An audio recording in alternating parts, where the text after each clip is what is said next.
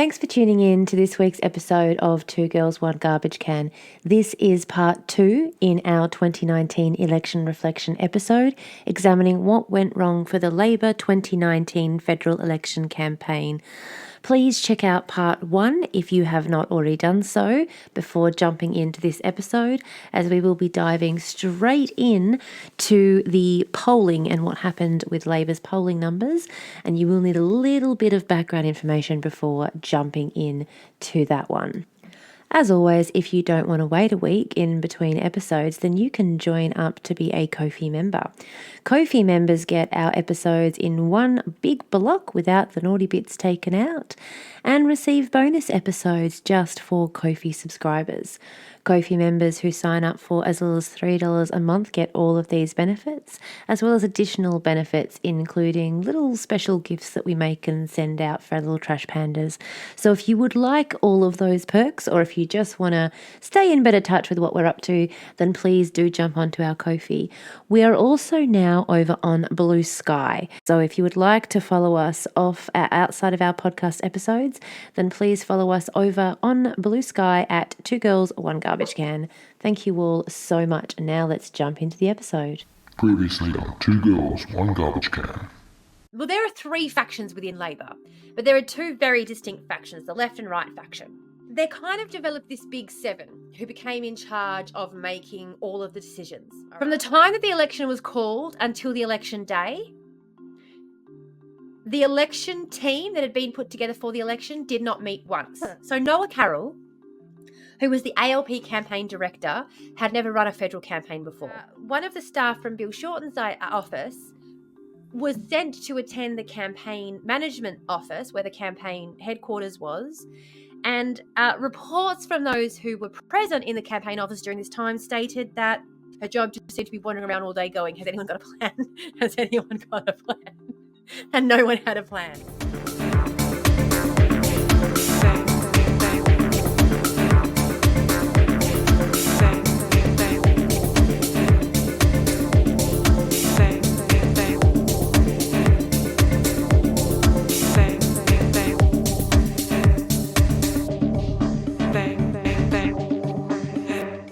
One of Carroll's best qualities was his ability to collate and read through all of this information. Like he was really great at collecting all this information up, breaking it down, reading through it, and sort of figuring out what it all meant. However, he wasn't so great at actually giving this information to the leadership team. So Noah Carroll decided that rather than just having one group in charge of polling, which is what has been done traditionally with every single campaign ever, he was going to break the campaign polling into several different factions. Part of this was also because of the huge big issues within the ALP, being that Queensland Labor refused to work with New South Wales and Victorian Labor on anything. And so part of the breakup in polling was also because of factions within the party that made it really difficult for Carroll to get everyone on page together. But this basically meant that in the end, Noah Carroll had information from polling and things coming from 7 different sources. 7 different sources of information that he as the campaign director was receiving. Now, the way that this worked with, say, for example, the Liberal National Party was that they had one team that they hired who then collated all of this different information from everywhere, and then it was that person's job as the head of the polling office to jump on a Zoom call and explain all of it to the leadership team within the LNP. Mm-hmm. However, Labor, what they decided to do was Carroll collected all this information, and him as the campaign director, he tried to explain it to the leadership team. But the leadership team often couldn't understand what he was saying and had questions about the information that he then couldn't answer because it was information he hadn't necessarily looked into himself. I know, it's really frustrating, not just like losing your mind listening to all of this shit, isn't it? Everything about this campaign, and as it seems, the Labor Party as it stands today, is that there is a catastrophic lack of communication or the ability to even communicate. They aren't communicating at all is exactly the point. There is no communication happening within this party.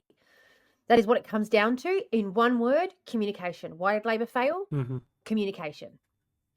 100%. And people wonder why I want to do live stream sermons for our political party every week. Communication, boys. It ended the fucking Labor Party. Yep.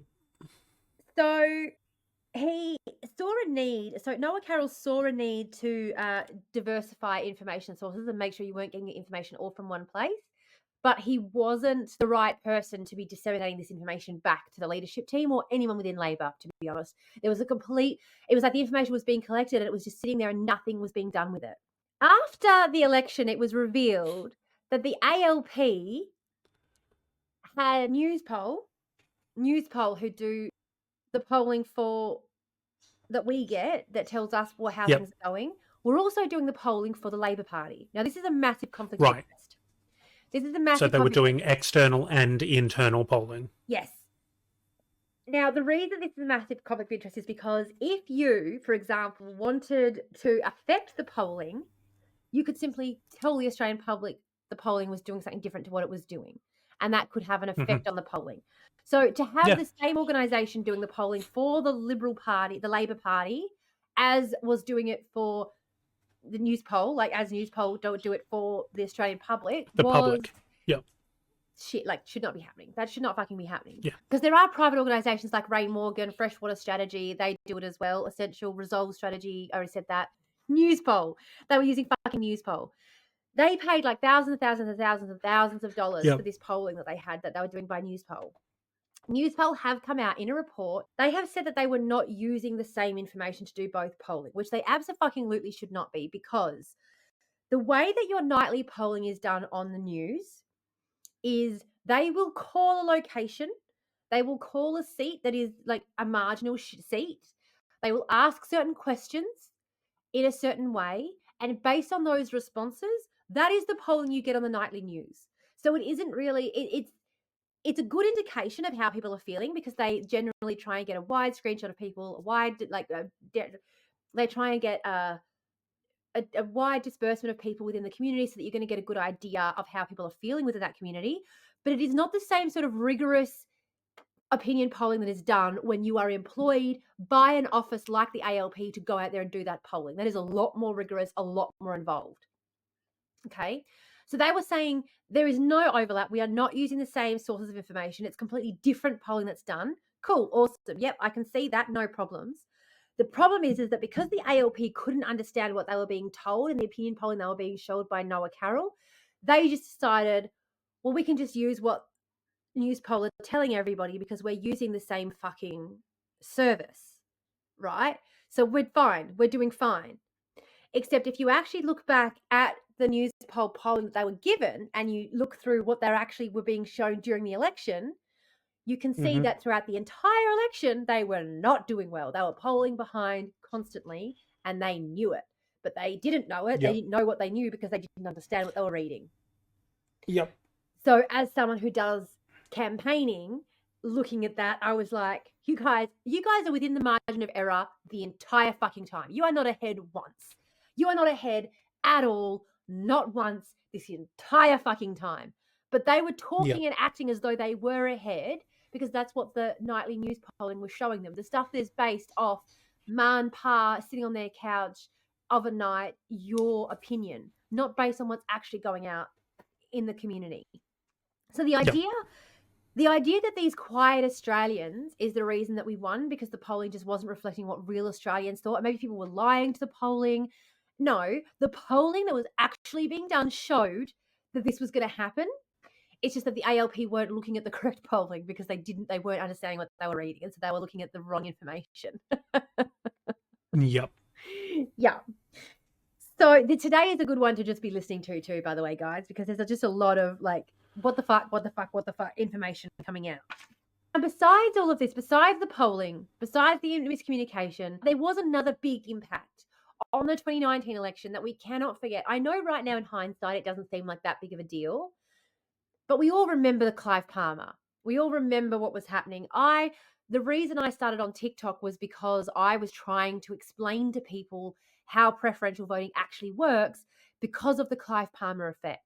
The misinformation that was going on about voting and the voter farming that was happening through these how to vote cards was off the actual chain. Now, I don't want to. I'm going to give you a minute to react to this, and I'm going to mute myself so I can do a while you take it in, because you are going to blow your fucking mind when I tell you about this. All right.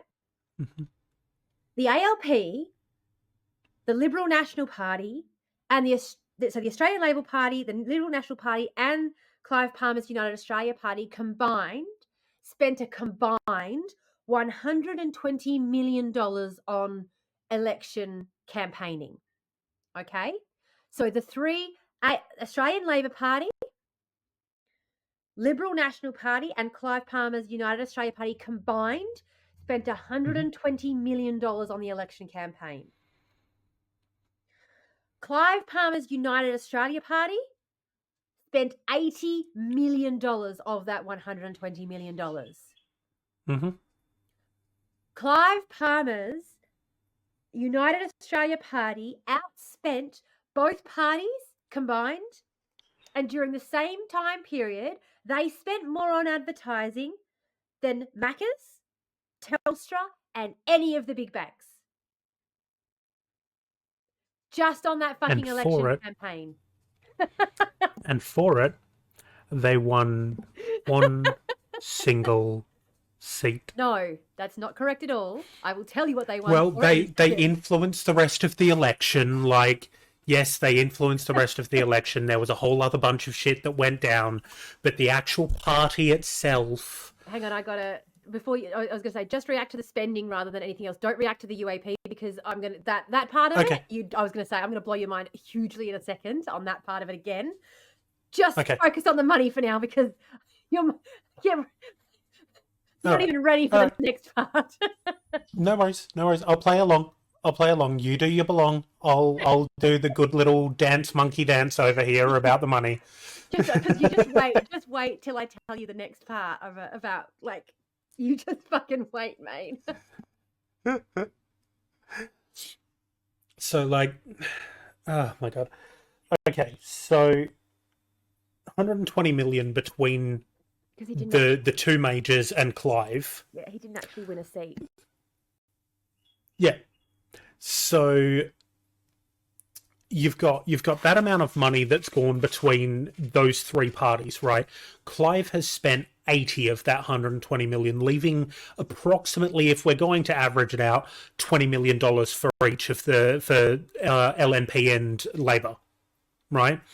The two parties actually had money. They have spent sorry, dude, when I'm talking, I have to mute my headset, so I couldn't hear anything you were saying. All good. Sorry, buddy. No, all I said was literally the only two parties that actually have money to spend, and he outspent them by 4 times the amount. Yeah. And that right there is a prime example for why we should not follow the same route that the Americans have. We should not allow businessmen to come into politics in this country while they have ongoing major business concerns that can be impacted or affected by policy changes. Now, I realize in saying that's one of the most ridiculous things I could possibly say in my life, because like 80% of sitting house politicians at the moment are fucking landlords, and all of their decision making around housing is impacted based on their property portfolios. So saying that we shouldn't allow businessmen to come in and affect politics is a bit of a leap when you consider that we already have people who have businesses that politics impacts. But I know what you mean. I know what you mean. Yeah. So like, the fact that this dude can come in and drop $80 million, and as Tamara said, that's more than the amount of money that was spent by any of the banks, by Macca's, by Telstra, by any of the big companies. Here's the really, really interesting thing about Palmer's big spend. Palmer was pretty much the only reason that the LNP was able to hang on to its vote share. The coalition's primary vote actually went backwards during the 2019 election. Hmm. The coalition had less of the primary vote than it has ever had at an election before.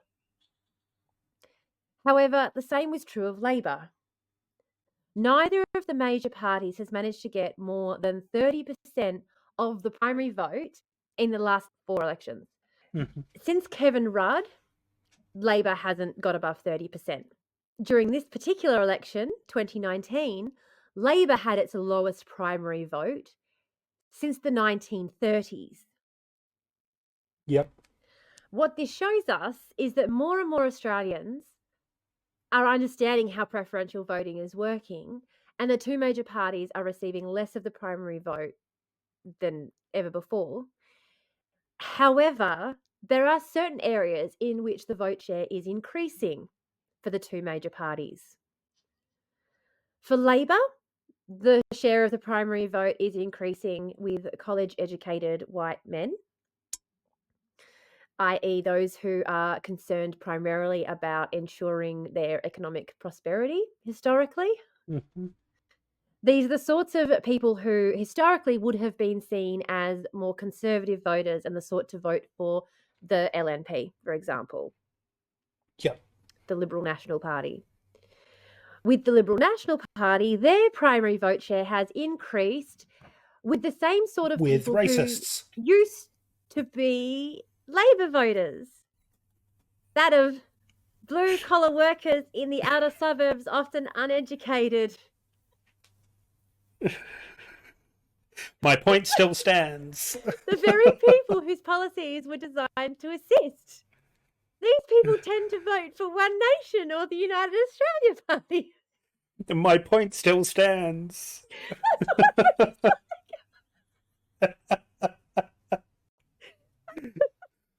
Sorry, 2 on the nose. Just like, I can't believe you said it before I even said the rest of it. Hey, I know what's happening, man. I knew you'd jump in with racist at some point. I just wasn't expecting it. So I fucking had to. what I said. Yeah, damn right I said what I said. I know what I'm about. But this also shows us, interestingly, the changing in the policies as they change with the demographics of Australia. And I do think it's very interesting that we've seen these two parties shift to such an extent that they are really mirroring the Democratic Party in the US and the Republican Party in the US as they currently stand. But it seems a lot more hidden. Like, it doesn't seem to be as obvious to people until you start looking at who is voting for who. Yep. And then you can see it very clearly. It's becoming far less hidden currently if you listen to the rhetoric of Dutton. Yes. He is importing US-style wedge identity politics issues. Yes, absolutely. Absolutely. Losing the 2019 election may have been the happiest accident that ever happened to the Australian Labor Party.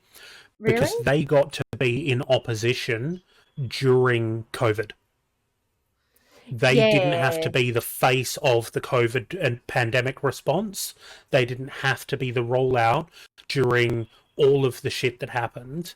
They got to sit in opposition and exclusively critique rather than actually having to act. So it may have been one of the happiest accidents that ever happened to them in modern day politics. On Saturday, May 18th, 2019, the Australian Labor Party asked the Australian people to put their trust in us to govern the country, and they chose not to do so. Those were the opening words of the review of Labor's 2019 federal election campaign. And there are some very interesting findings in it that you can kind of look at. One of the things that the Labor Party sort of said that I did think was very interesting was that around the world, polls reveal declining trust of politicians and political institutions. Contributing to this collapse have been political scandals, deal-making between politicians and large businesses, the global financial crisis and its recessionary aftermath, and the conspicuously extravagant lifestyles of highly wealthy at a time when the wages of most workers have been stagnating.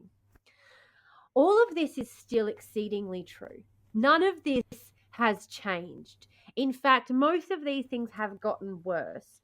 And yet it seems as though our satisfaction with democracy has declined since these results came in.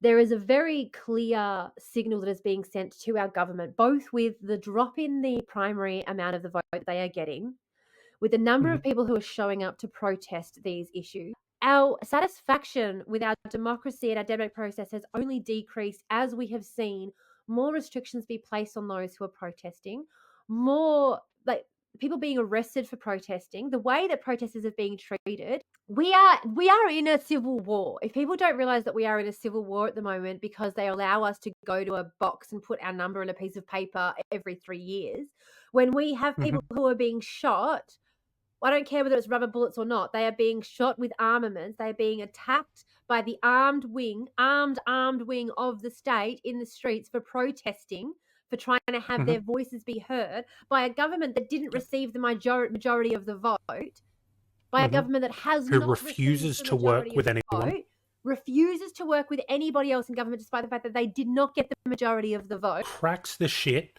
refuses to do anything or collaborate with any other political party who would get their actions over the line, and instead turns to their mates in the media and goes, oh, you need to run a story about how these shitheels are blocking us from doing the thing we want to do, regardless of the fact that we didn't campaign well enough to get the majority so that we could pass the things we want. And now, instead of actually making deals to collaborate between parties and make things happen, instead we're just going to throw a fucking massive hissy fit anytime anyone says, actually, no, we're not doing anything with you until you give a bit of ground our way. And I'm sorry, but Penny Wong, I fucking hate the Greens. I have ragged on the Greens more than anyone you will know. Find a Greens voter who hates them more than me. I will pay you. And I still, when Penny Wong wanted to turn around and tell Adam Bant to grow up, I was like, you fucking grow up. You're the one who keeps grabbing your toys and leaving the sandbox because you don't want to play the same game as the other kids rather than compromising. Like, you fucking grow up. You didn't get enough votes. You didn't get enough to have majority. You have to work with these people because we don't want you having power, and you're not going to get it again after you behave like this, motherfuckers. Thank you so much for joining us for this week's dive into the depths of the trash fire that is Australian politics. If you've enjoyed what you've seen, make sure to drop us a follow and do all the usual engagement things to help us get the word out there. You can find Tamara and myself on the social media links in the description below, but for now, it's garbage day, so the girls gotta take the trash out. Bye. Bye.